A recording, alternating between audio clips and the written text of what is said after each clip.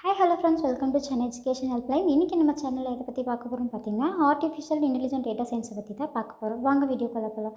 இந்த artificial intelligent data science என்னென்னு பார்த்தீங்க அப்படின்னா, ஹியூமன்ஸோட இன்டெலிஜென்ஸை யூஸ் பண்ணி எப்படி ஒரு மிஷினை ரன் பண்ண வைக்கிறது, அதாவது எப்படி ஆப்ரேட் பண்ண வைக்கிறது அப்படிங்கிறத பற்றி தான் இந்த கோர்ஸில் பார்ப்போம். இந்த கோர்ஸுக்கான எலிஜிபிலிட்டி என்னென்னு பார்த்தீங்கன்னா, 12th physics chemistry maths group எடுத்து 45% மேலே பாஸ் பண்ணியிருக்கணும்.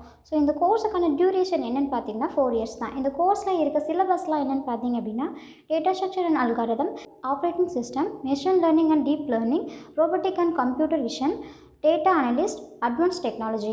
இவங்களுக்கான ஸ்கில்ஸ்லாம் என்னென்னு பார்த்தீங்க அப்படின்னா, programming language, python R programming algorithm, good communication skills, இந்த மாதிரியான ஸ்கில்ஸ்லாம் இருக்கும். ஸோ இந்த கோர்ஸுக்கான ஜாப் ஆப்பர்ச்சுனிட்டி என்னென்னு பார்த்தீங்கன்னா, data analyst, software developer, game developer, robotic programmer, artificial intelligence specialist, இந்த மாதிரியான ஜாப் ஆப்பர்ச்சுனிட்டிலாம் இருக்குது. அடுத்து இதுக்கான சேலரி லெவல் என்னென்னு பார்த்தீங்கன்னா, பர் மந்த்துக்கு 25K. இந்த கோர்ஸ் முடித்தவங்களுக்கு இங்கே மட்டும் இல்லாமல் ஃபாரின்லையுமே ஜாப் ஆப்பர்ச்சுனிட்டி இருக்குது.